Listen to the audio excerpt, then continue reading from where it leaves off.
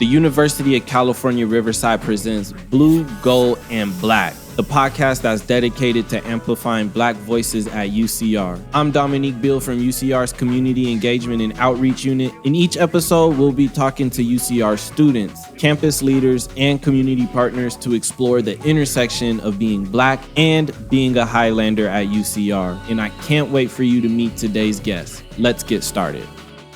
All right, welcome everybody to the Blue, Gold, and Black podcast. My name is Dominique Beale, and we are here to amplify voices at UCR.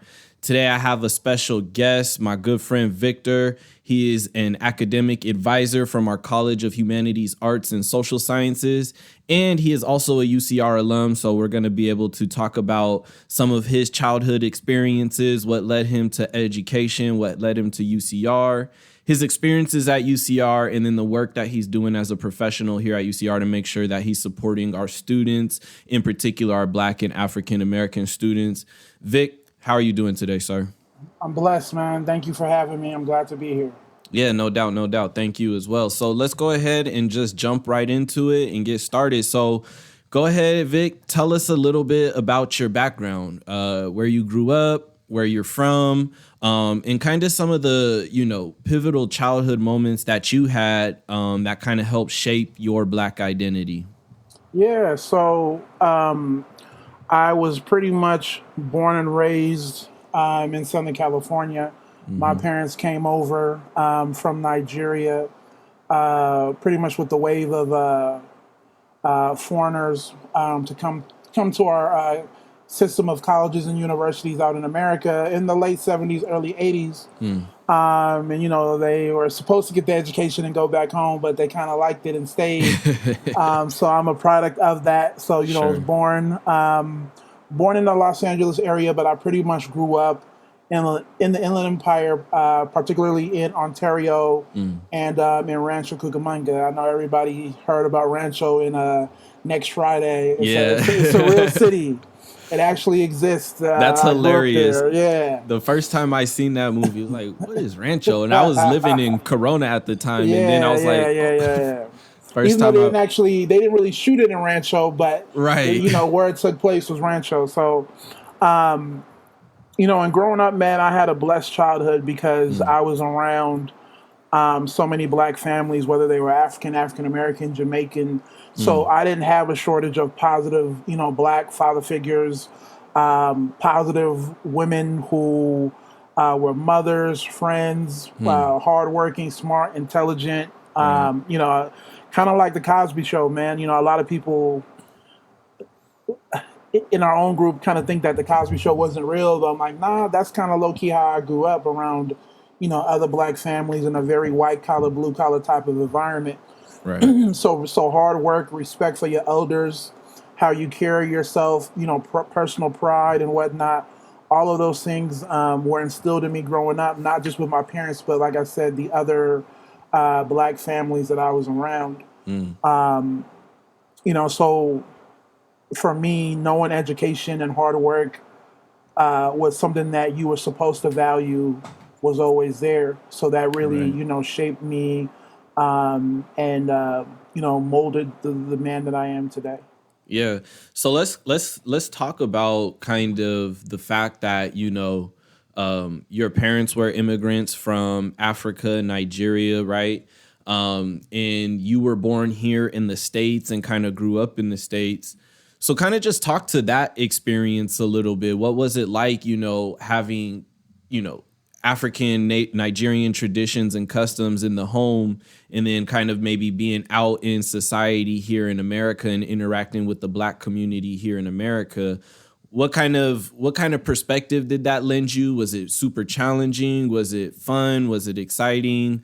Kind of unpack that a little bit, because I think you can kind of speak to the feelings that, a lot of children, Black children that have parents that, immigrated from Africa, or maybe they came, they were born in Africa as well and they immigrated to the States. It's a very unique experience. So can you kind of talk about that? Yeah. So, man, my experience is very unique. And in a lot of ways, it's almost even unique compared to some of my peers who are also born to African immigrant parents here. My parents were more on the liberal side, so there was a lot of American culture that we got to embrace in terms of even if you want to call, hip hop culture, for example, in terms of haircuts and style of dress and whatnot. Because both my parents, when they were in Nigeria, they were, they were aware of, American culture. So, we were very liberal, but there were still challenges as far as not understanding the connection, right, between, being African American, being African, and almost looking at each other as if we're two different groups, but not understanding that, we're the same, right? It's almost like family from out of state, right? That's kind of how I look at it. Right. So you had the challenges in terms of, some of your cultural norms are wrong. And then on the other side, in terms of my parents, them not understanding the African American experience, because once again, for them, it was, you're not taught that over there. You're not really educated on, what exactly took place in America as far as Black folks are concerned. So you had your hardships, but at the end of the day, there was still an element of understanding. I grew up, where I grew up in the 90s, it was a very unique place where it wasn't like your typical suburbs where you think it's just, white people and Asian people predominantly, but it was a little bit of everything. So to grow up in my neighborhood, you knew the difference between somebody who was, from India or Sri Lanka, right? Or Filipino, Japanese, Chinese, Palestinian, so in a lot of ways we were well cultured in. At that time, you still had that classic suburb living where you played outside, you went to people's homes. So in a lot of ways, we weren't as ignorant. So that's why I say some of my experiences as growing up as a son to African immigrants wasn't as challenging as some of my peers and even some of my family. Because how I grew up, we were very much exposed to different groups of people, right? Oh, so you're Jamaican, or you're, from Ethiopia, you're from here, from there, you're from Trinidad. But it still had its challenges, for sure. Absolutely. And, I like talking about that because, as an African people or as people who find themselves in the African diaspora, we all have our various cultures. Like, even if you want to look at African Americans, right? African Americans from different regions of, the USA, right? They have different customs, different behaviors, different accents, dialects, whatever you want to call it.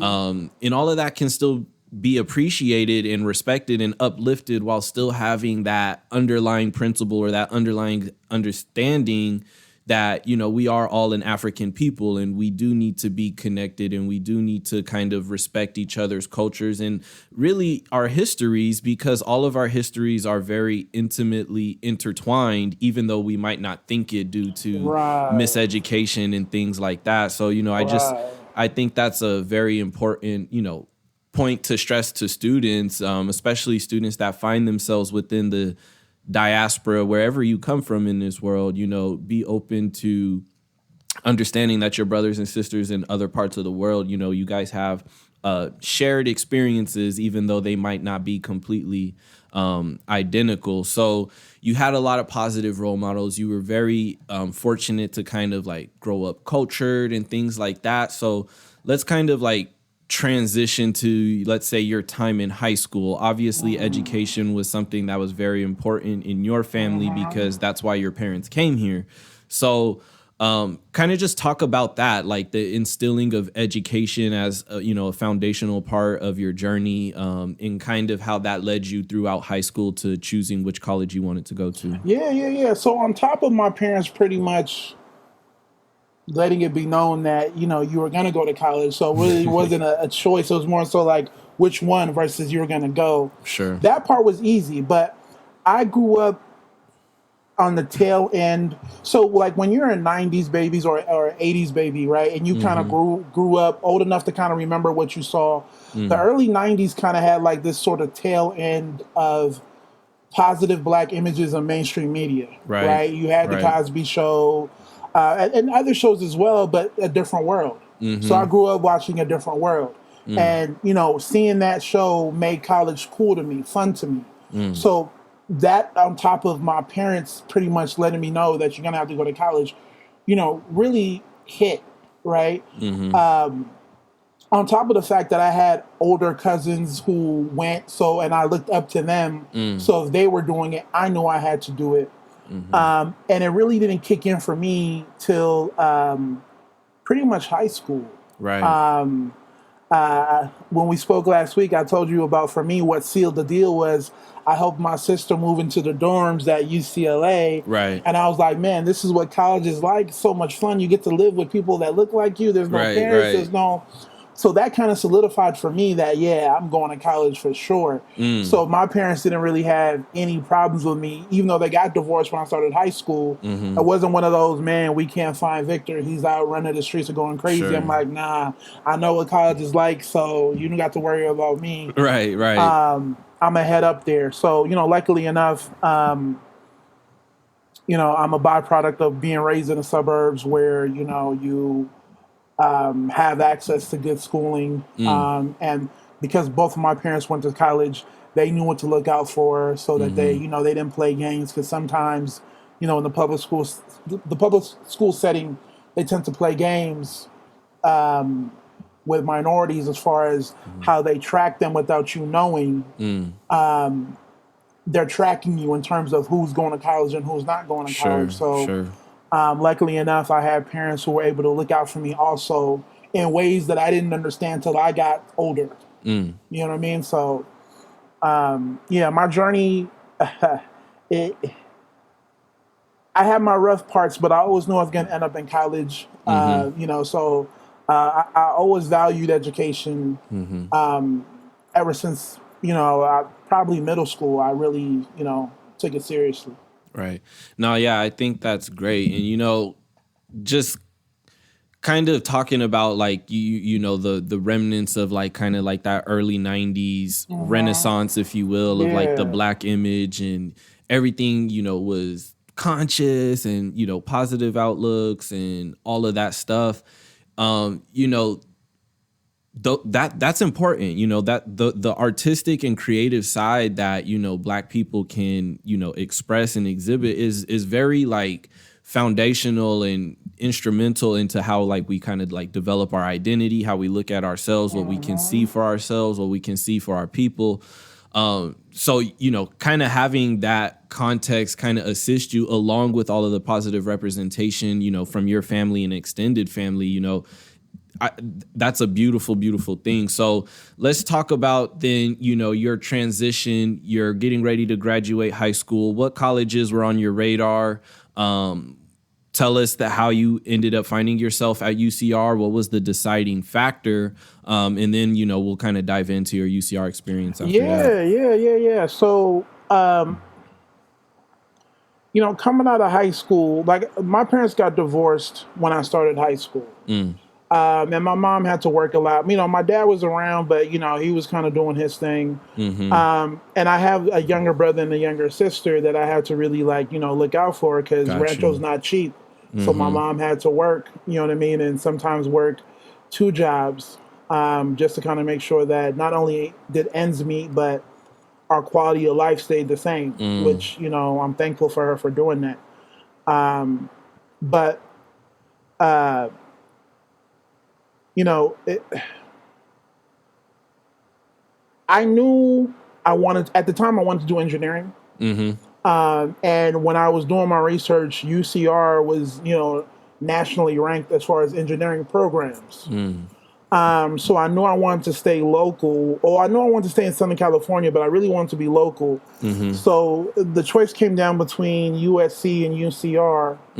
And UCR, you know, they really impressed my mom and I. They invited us to an event. And we thought it was like an informational type of event. And when we were there, they told us, you know, they surprised us and said, hey, you know, you're actually you guys are actually getting admitted early or whatever. Oh, wow. Yeah. So what was supposed to be an event turned out to be like a early, hey, we just want to let you know that you got accepted. And Nice. at the time, I had a cousin, right? Not a blood cousin, but you know how we do as far as like he's. If it's your friend of over 4 years, he might as well be your cousin, right? Yeah. And like our parents grew up together, so it's like it's more than just a friend, but like a brother. Got you. He was a freshman at UCR at the time. Okay. And so I came to visit him. And between getting accepted early, and I think they also even gave me like a scholarship or something, and being able to kick it with him for the weekend and meet different people. He stayed in A&I. So for me, it was just like, yeah, this is where I want to be. Yeah. Like, you know, UCR is where I want to be. It's close enough to home to where if I needed to go home, I could. But then it was further enough from home where I still had, you know, my distance from my family. Because at the time, you know, Riverside from Rancho is only about 30 minutes. But at that time, it felt like, you know, it was 2 hours away. So, well, depending on how the traffic hit, and it can be. Right. Well, at that time, it was like, and, you know, there was no internet or social media. So you really felt like I'm in a whole new world. So, you know, those two experiences kind of, you know, or those three actually, you know, UCR being nationally ranked, me getting in early, and then my cousin being there and showing me the ropes, I really felt comfortable. Yeah, no doubt. I think that's dope. And, you know, it's funny, like when we talk about like how students or how people kind of end up at UCR, and it's funny because, you know, in my experience and even talking with other alum, they're, you know, a lot of times they say, well, it wasn't necessarily my first choice, right? But, you know, similar to you, I went there for an event, or I went there for some type of info session, or, you know, for whatever reason, they gave the most financial aid, and, you know, and then people quickly realize like, yo, no, I actually this should have been my first choice all originally. So let's kind of like just kind of talk about that experience a little more for you. So you chose UCR, you got to UCR. Did you stick with your engineering major? And, you know, kind of talk about some of the ways that UCR started like helping you transition into that next phase of, you know, your early adult life. Yeah. Really quick before I answer that question, at the time too, to your point, UCR, so the UC system, they had it where if you got admitted into the system, you were guaranteed to get into one of the UCR colleges or the UC schools. And at the time, UCR was a feeder school. So a lot of the students that came to UCR didn't even apply to UCR. But because they were eligible for the UC system, they were going to get in somewhere. But I always like to make it a point that, I chose UCR, right? I wanted to be here. I wasn't one of those, I didn't even apply to UCR, but I got accepted. No, I actually wanted to be here. Right. And so I am happy that, you know, we no longer are a feeder school. You know, if you don't want to be here, then you ain't going to be here, you know. So. Right, exactly. But to answer your question, I didn't stay in engineering long. Right. So I was shout out to the Burns College of Engineering, by the way. Like, they're still nationally recognized. They're the highest funded school on campus. So any of our young Black engineers, you know, make sure you do your research on that. But it ain't easy.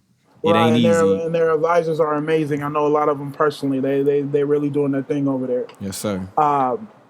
But so, okay, when I got into computer science, I did a summer camp program so that I was brought up to speed in math, right?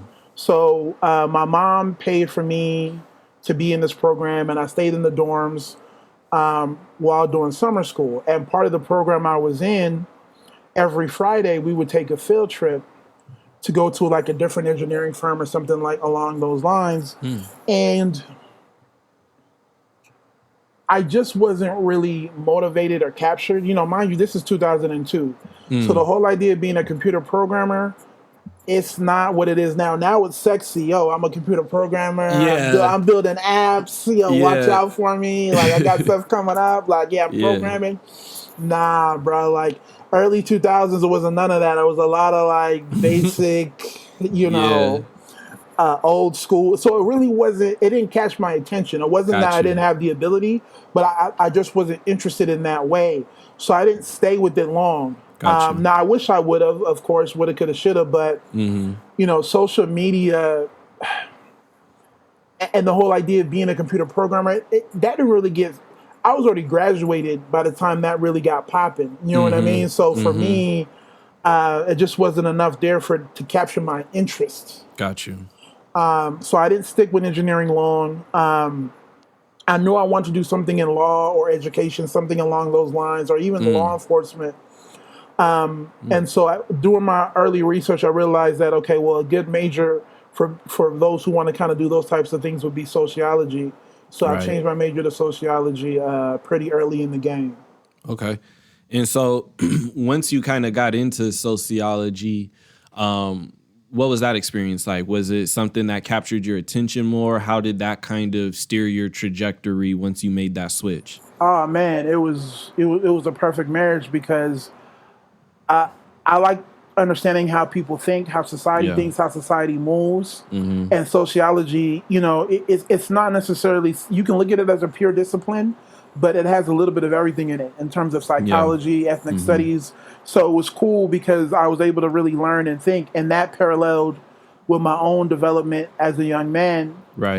coming into my own and learning about society and where I fit as a black man in society.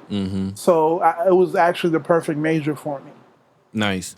Yeah. And so, when I talk of, all the guests that I've talked to, right, and you've already kind of touched on this a little bit in the beginning, but just having positive representation or role models, right, mentors, almost every guest that I've spoken to so far, they've always had people that, pushed them along at certain points in their life, but it was always like a particular mentor experience that they had while they were in college that kind of really kind of just opened their mind further, got them to approach things a bit differently.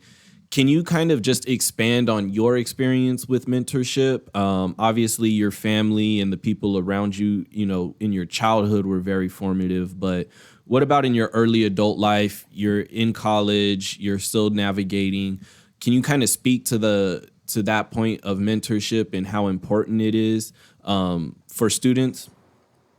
Man, it's it's everything, especially somebody who is ahead of you but not too far ahead of you, right? Because challenges kind of change somewhat, but when they're not too far from you, they can kind of relate to you in exact ways. Sure. So I feel like one of the things that hurt me is I didn't have that clear mentor. Like there were people that served in like mentorship type capacities, but not that one go-to person.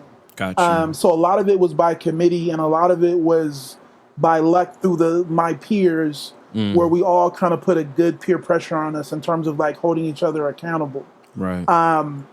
But there was one dude in particular that we all kind of looked up to in terms of myself and some of the other black men that were my peers that came in together. And it was this gentleman, I think he's a dentist now, UCR alum. His name is Andre Burgess. Andre Burgess, I think that's his last name. Forgive me if I got it wrong, but he was the man. We all looked up to him, because he was, a man's man, right? The type of dude that, people might be scared of him walking down the street, but this dude's smart, intelligent, articulate, carried himself well. So we all looked up to him, so he was kind of like, and there was a few other cats like that too, older cats at UCR that were really doing their thing, and that really helped us kind of embrace the idea that, man, it's okay to be smart. Yeah, right? absolutely. You know what I mean? And it's more than just, it's cool to be smart. No, it's okay. And this is what you should be doing as a man. You know what I mean? Like, so we had role models like that, not necessarily direct mentors, but dudes that we had access to that kind of served as models. And we definitely tried to Yeah, and we definitely molded ourselves after them, for sure. Absolutely. And we're going to come back to this mentorship topic once we kind of transition into the professional aspects of what you do at UCR now, because now that you're on the other side, you know, it's still important to have your mentors, but now you're in a position where you can reach back. So we'll come back to the mentorship topic in a little bit. But talk to our students, our prospective students, especially our Black, African, African-American, Caribbean students. Yeah. What was the Black community like for you as a student at UCR? And what did your generation or your class do to improve upon that experience? Man, so I take pride in saying that I came in with the class of 2002. Because I don't know if it was a stroke of luck, but we just had this collection of really talented, motivated people.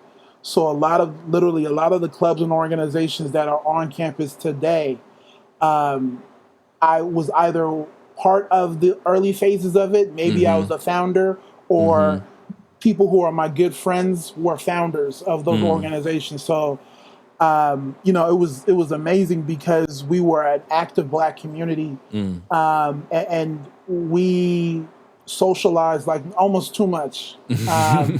Before the Commons right now, that's not my time. So when people ask me, "Oh, well, what's good with UCR?" They're like, "What's this?" Like, yeah, this is the Commons, right? But it wasn't like that before. Gotcha. So just like on any campus, if you have enough Black people, you're always gonna have like a little Africa, right? So you know, we had a little Africa, so that's where you would like go meet and greet people. It was right by where ASP used to be before they redeveloped that whole entire place. So there was a sense of community where you would just go on campus and you knew somebody was going to be there, and you would, you know, meet, you would learn, laugh, joke around, holler at this chick or whatever, you know, whatever it may be. That's what you did. So it was just amazing because we socialized, but then it was also important for us to get our work done and for us to be productive, right? And at that time, there's no social media. So it's not like you can keep up with friends from back home or friends in other places. Like your social life took place with who you were around geographically. Right. So you had to make it work because what are you going to do? There's no internet. There's no Instagram. You know what I mean? Like, so, you know, you barely had cell phones at that time. Like, you know what I mean? Like, we still had the little buttons, you know, we weren't even texting. You know what I mean? People weren't even texting like that. So we had this world unto ourselves that, man, it was a magic. You know, that's how I like to use it, the term magic. It was just a magical experience. It was lovely. It was wonderful. Like I said, it shaped me. You know, it molded me. We would support each other in ways that, you know, without those experiences, like I said, I can tell you definitively, I wouldn't be the man that I am today without it. Absolutely. I think it was beautiful. Yeah, absolutely. Beautifully said. And, you know, I also kind of want you to unpack a little bit, right? So back in the day, right, it was Little Africa. Right now we have ASP, which is our African Student Programs, which is our Black Resource Center on campus. Doing great work, by the way. Doing great work. Shout out to them. But this, and, you know, me and you have had tons of conversations on how we feel about Pan-Africanism, right? But one thing that really, like, impressed me, and I've only been at UCR professionally now for 2 years, and one of the things that really impressed me is as I started kind of getting intertwined with the Black community on campus, in particular the students, I was just blown away by all of the different regions that our Black students come from, right? East Africa, South Africa, Western Africa, the Caribbean, obviously all of the different regions throughout America. Talk a little bit just about that and what that vibe was like on campus and kind of like that underlying principle of kind of trying to embrace and empower like that Pan-African mindset that we have here on campus. It was lovely, but it was dope. So, for example, I'm one of the founders of NSA, right? Back in 2002, 2003, one of the charter members. Go ahead and tell us what that is, the full name, please. The Nigerian Student Association. Right. And it was dope because the event was for everybody. So, you know, part of the event, we usually do a fashion show. So, if one of my friends wanted to be down or take part, bro, let me give you some clothes to wear. Like, Right. it was a celebration for everybody to kind of get in on. Yeah. Right. And like we would just love and support each other. So it didn't matter if you were Ethiopian from Ghana, Jamaica, whatever, African American come through. Right. This should feel like home to you. Absolutely. Right. Now, of course, you always had your beefs here and there, but a lot of those things were just based upon misinformation. Yeah. Right. You know what I mean? Like those sort of like, how we can get. But man, it was it was beautiful. It was lovely. Because people got the sense that, we are all the same. We just have, we're just different chapters in the same book. So at that time, man, it was very, beautiful. You wanted, if somebody would go home for the weekend, man, I'm going to bring back some jollof rice for, the homies or whatever, or man, come through to the house for the weekend or whatever, we were one big family. Yeah. You know what I mean? We were definitely, one big family, and it was, it was foolish to not associate yourself, or feel like you had to associate yourself based upon like where you were from. Like, like, well, what are you doing? It doesn't even make any sense. So, man, that was the dope part about it. Yeah, no doubt. And, I love kind of spreading that message to students because love where you're from, respect where you're from, always represent where you're from. You know what I'm saying? But don't allow that to, disassociate yourself from your other brothers and sisters from different parts of the world, right? Who have similar experiences under the system that we live. It's very important for us to love each other, nurture each other, and big each other up and represent, right? Because that's what it's all about. So let's transition now to your professional career here at UCR. Like I said at the top of the show, you're an academic advisor for the College of Humanities, Arts, and Social Sciences, CHAS for short. First, tell the people a little bit about what CHAS is, what they could expect as a prospective student who's interested in various forms of social sciences. What could CHAS do for them? And then we'll kind of get into specifically how you carry out your role as an academic advisor. Yeah. So CHAS is the largest college on campus. We have the most majors. And the beauty about being in CHAS is that you can kind of dibble and dabble in different disciplines. Like a lot of our faculty members are cross-disciplinary. So although they may be housed in philosophy, they may have a background in religious studies or media and cultural studies. And that dynamic nature in their own academic fields gets carried out in the courses that they teach. Right. So that's what makes it somewhat unique, that you're going to get different perspectives on different current issues and historical issues. And working at a UC, you have to understand that, the UC system is world known, right? Right. So you're dealing with faculty that are, amazing. Sometimes we forget that, that man, these faculty are really accomplished. So these are people like at the top of their fields, like doing crazy work. But that's what kind of makes it dope too, because a lot of our faculty are humble. You know what I mean? Like they don't walk around, and so sometimes it's like, sometimes people got to recognize. But I've always appreciated that as a student and as a staff member. But you just get that dynamic nature and content, right? So that when you're trying to grow academically and maybe even professionally, you're getting a lot of that food for thought. You're getting that input that should make you think about things in a different way. And even for me, so CHAS were broken up into smaller units. The unit that I work for, which is called the MDU, the multidisciplinary unit. Gotcha. We house 15 majors, right? But they're interdisciplinary, meaning that they take from different academic fields. And one of the majors that I advise for is ethnic studies and African American studies. So you get a chance to take classes in history and sociology and philosophy and whatnot. So you are really going to get challenged intellectually at UCR, especially when you start to get to your upper divisions in CHAS where, it's, hey, what do you think? What do you have to say? Like they're not going to let you get by, right? Just by being quiet, yeah, you got yeah, to, yeah, and you not got having an to, opinion and thinking critically. yes, yes. No, So I that think, part I like. yeah, no, I think that's dope. And, one thing that I also, because I majored in psychology, so I have a social science background, and it's so important. The way I like to describe social sciences is like social sciences give context to everything else that you're doing, right? So let's just say you're a biology student who's on a pre-med track and you want to go to medical school, right? That's great.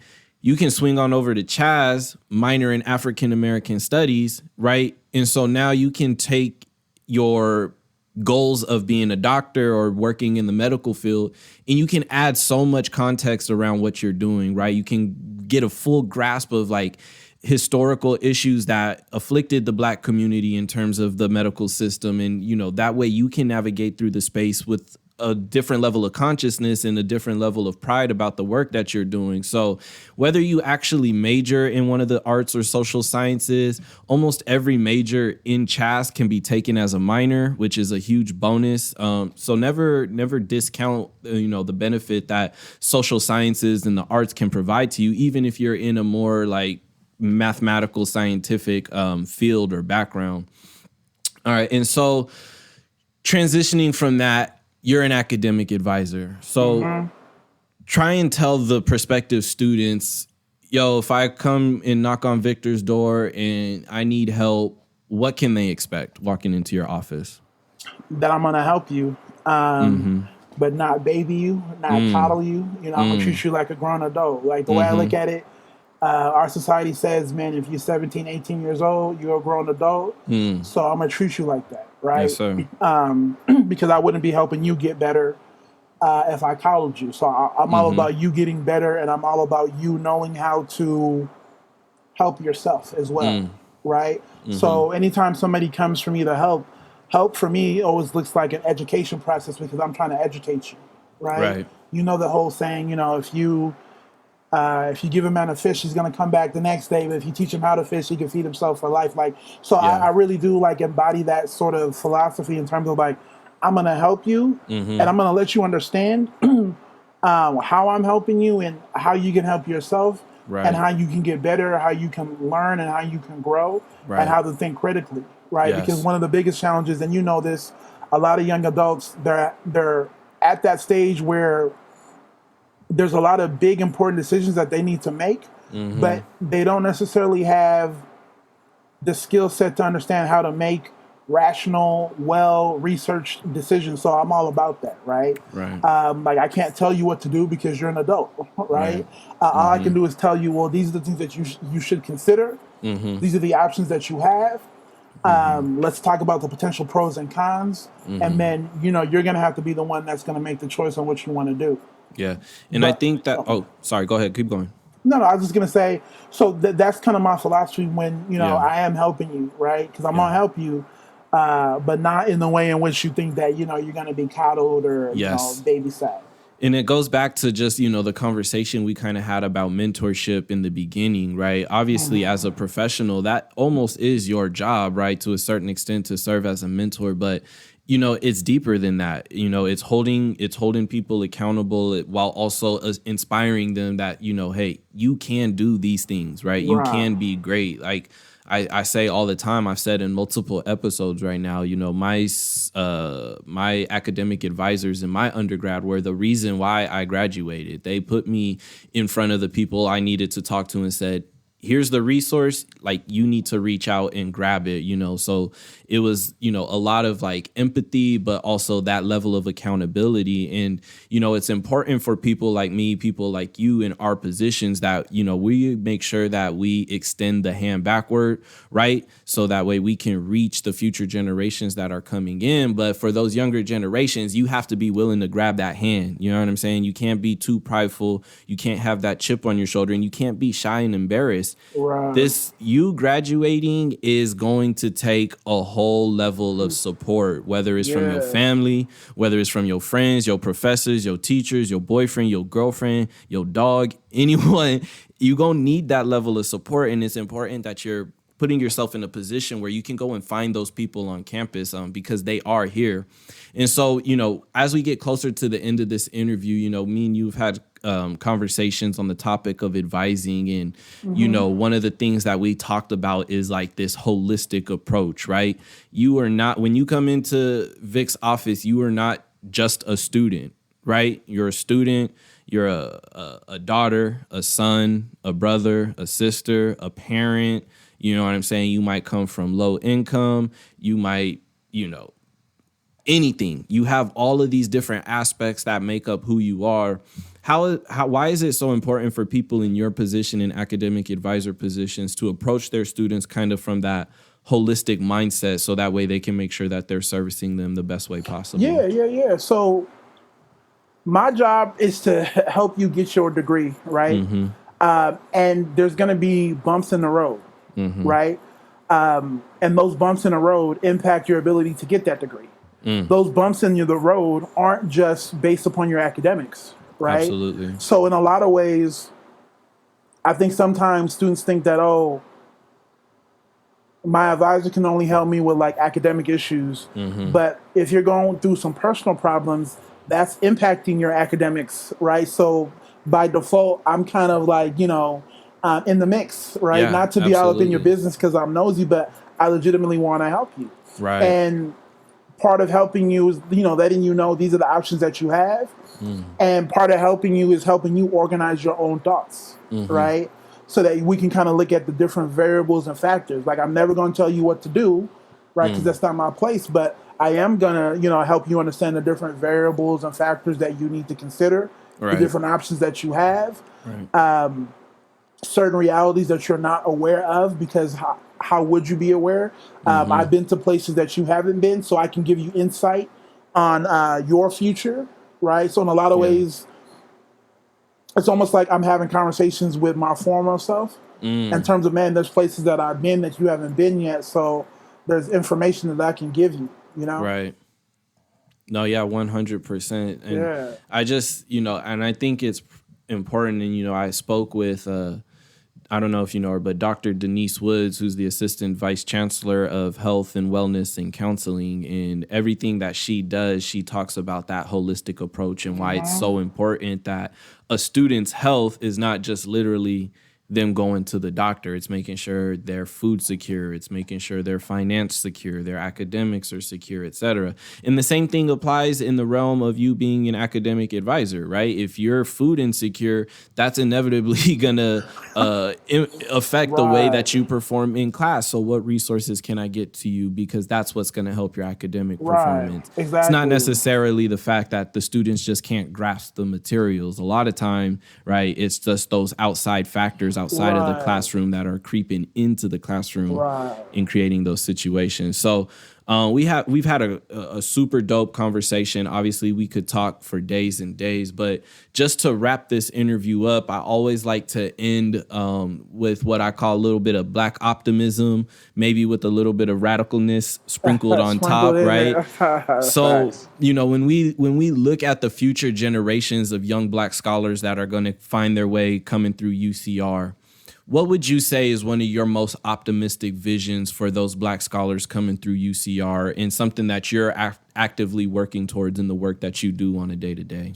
Man, I'm optimistic that they're going to come to UCR and be a better version of themselves and be a version of themselves that will be an agent for change within their own family, within their own sphere of influence in terms of like the people around them, and even in whatever profession they decide to get into or industry they decide to get into, somebody who's going to be a change maker, somebody who's not going to be a follower, somebody who's really going to be a leader because they have the confidence in themselves, their abilities, and they have the educational academic background to really be a change. Because you know how it is, you could have all of the passion in the world, but if you don't have the skill set and the tools to bring about change, then nothing's gonna happen.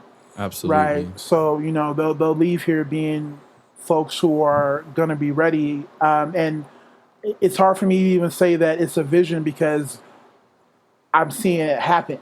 right? Yeah. You know, like in a lot of ways, I don't feel too disconnected from the students that I actually advise. So when I see what my peers and I are doing, you know, we're carrying out the vision that I hope that they have. They just do it better. You know, just you know, do it better than we did it. So. No doubt, man. No doubt. Thank you for the words. So, Vic, thank you so much for being part of the show. Students, current students in Chaz, knock on Vic's door, shoot him an email. He ain't gonna turn you. He ain't gonna turn you away. Not right away, at least. Right. Well, don't knock on my door now because you know I ain't in the office. It's a little busy, but you know if you got COVID need, going on, so I'm not on campus. But if you need the support, you know what I always stress to students, right? Like these are real people on campus. You know what I'm saying? And as a student, it can be hard. You might not know that there's someone that you could relate to or identify with in the academic advising offices of Chaz, right? You might not know that your athletic director is a Black woman. You might not know that, you know, we have vice chancellors that are Black men. You know what I'm saying? So, you know, it's important for students to do the research, do your diligence, but also don't be afraid to reach out to these people, you know? And if they don't respond back to you right away, don't take it personal. Give them about a week or two and hit them up again. You know, you got to be persistent in the support. You know, you have to take responsibility for the support that you need. So, Vic, I really appreciate you putting on as a former student and as a Chaz academic advisor. Thank you for joining us on Blue, Gold, and Black. We were super happy to amplify your voice today. And we can't wait to have you back on for the show for a future episode. Yeah, man, I'm looking forward to listening to the future guests that you have on. I mean, this is amazing. I want to thank you, Don, for having me, and I wish you and this little project that's going to turn into something big and major. Yes, mark my words. Yes, sir.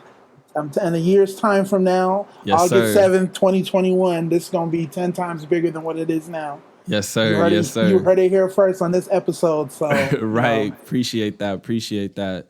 No doubt. So thank you, everybody, and check us out, Blue, Gold, and Black. Next time we have an episode up, make sure you check us out. We got all the resources for you. So thank y'all. Catch y'all later. Thank you for joining us on Blue, Gold, and Black. This program is produced by the Community Engagement and Outreach Unit of Undergraduate Admissions at the University of California, Riverside. Learn more about attending UCR by visiting admissions.ucr.edu, and be sure to check out the description for other useful links and resources. Help support this podcast by liking, subscribing, and sharing. And be sure to check out our podcast videos on YouTube. Catch you guys later.